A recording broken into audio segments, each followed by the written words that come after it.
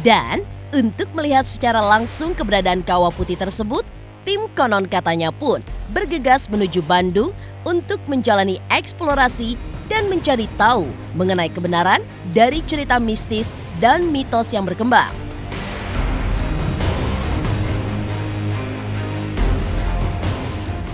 Oke pemirsa, konon katanya kali ini saya udah berada di kawasan Kawah Putih pemirsa.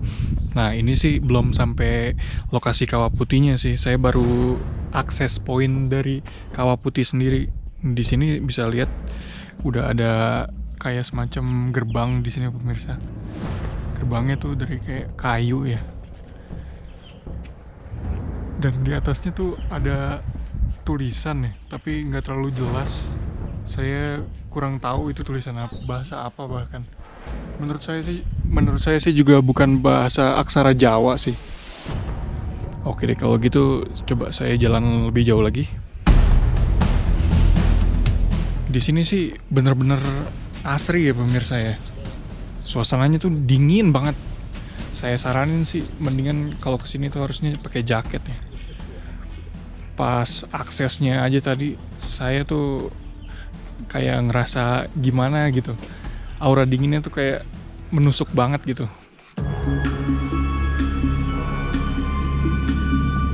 Jadi pemirsa, tadi tuh aksesnya tuh saya ngerasain tuh jalanannya tuh berkabut banget. Oh sebentar pemirsa, saya kayak ngelihat di sebelah situ tuh kayak ada semacam kubangan ya, bisa dilihat tuh dari situ tuh kelihatan jelas.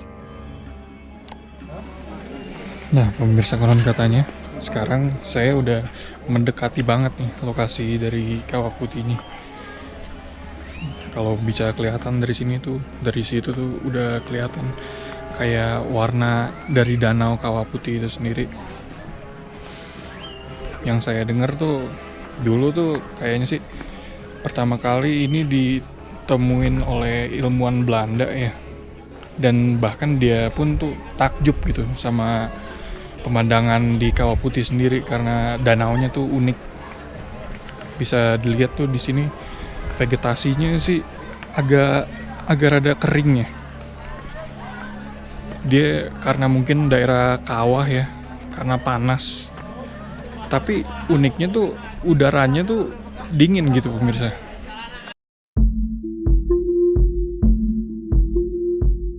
Nah pemirsa, konon katanya saya benar-benar udah sampai di depan persis danaunya. Bisa dilihat tuh itu danaunya, warnanya biru begitu, biru agak kehijau-hijauan. Itu tuh yang bikin para Belanda yang datang ke sini tuh takjub gitu. Nah sesuai yang saya bilang tadi ya, di sini tuh vegetasinya tuh kering banget. Bisa dilihat.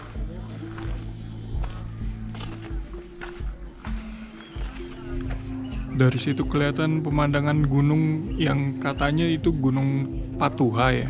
Nah, berhubungan Gunung Patuha tuh jadi yang saya dengar Kawah Putih sendiri tuh kayak bekas letusan dari Gunung Patuha tersebut terus menciptakan sebuah kawah gitu pemirsa. Nuh, bisa dilihat tuh. Kabutnya tebal banget, bener-bener tebal banget pemirsa. Di sini sih masih dingin ya, dingin banget. Terus aroma belerangnya tuh berasa banget.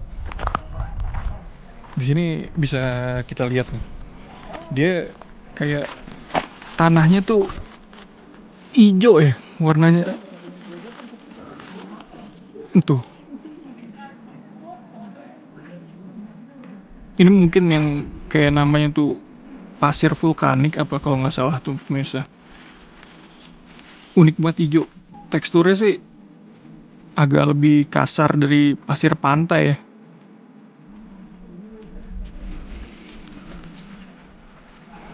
Saya coba mendekat. Di sini sih udah dikasih batas nih. Kita hanya boleh sampai sini. Dari situ kelihatan jelas tuh transisinya tuh. Dari kayak hijau keputih-putihan gitu. Terus pas di tepian pantainya nih, tepian ininya nih, terus dia menghijau. Bau belerangnya bener-bener menyengat banget pemirsa. Bisa dilihat di sini kabutnya makin tebal ya. Walaupun ini sore hari, tapi kesannya tuh jadi gelap gitu karena kabutnya ini. Anginnya juga berasa lumayan kenceng ya di sini. Jadi nambah suasana dingin sih. Coba saya explore lagi lebih jauh. Nah, pemirsa konon katanya, sekarang saya coba nih masuk ke jembatannya nih. Tuh ke arah tengah dari Kawah Putih itu. Waduh, agak ngeri ya. Ini jembatannya soalnya kayak rada miring. Waduh, di sini juga bau belerangnya makin menyengat pemirsa.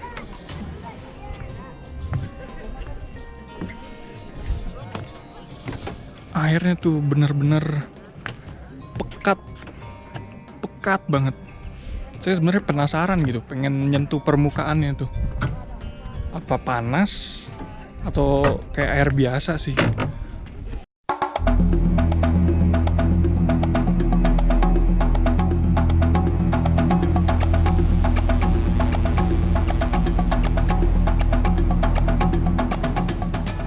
Nah, konon katanya juga tuh pemirsa, bahkan dari tadi aja tuh saya nggak ngelihat kayak ada hewan atau burung lah biasanya tuh.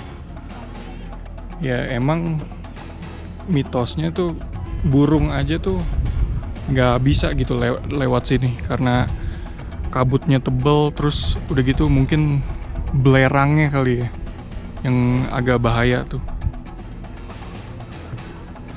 Mudah-mudahan sih nggak terjadi apa-apa sama saya. Oke, coba saya naik lagi.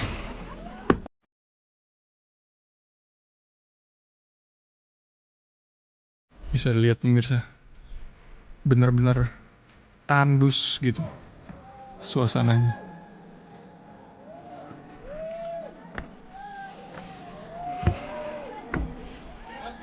Bahkan tadi itu tempat kita datangnya itu udah rada nggak kelihatan karena kabutnya tuh makin turun, semakin sore soalnya. Di sini sih larang-larangannya tuh bener-bener diperketat ya. Di sini ada larangan merokok, larangan bersandar. Oh, di situ ada larangan membuang sampah ke kawah. Nah, jadi gini nih kondisi tengah dari Kawah Putih itu tuh. Coba saya lihat lagi, masih sama, pasir yang hijau, gradasi, terus danaunya yang pekat.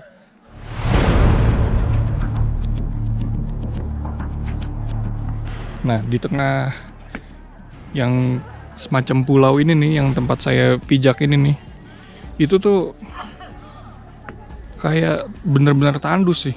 Gak ada vegetasinya tuh, cuma 1 batang, 2 batang, 3 batang tuh kelihatannya. Bener-bener deh unik. Yang bikin unik sih, jadi kesannya tuh kita kayak terisolasi gitu pemirsa. Kayak merasa terisolasi karena kabutnya yang tebel dan suasana tempat ini.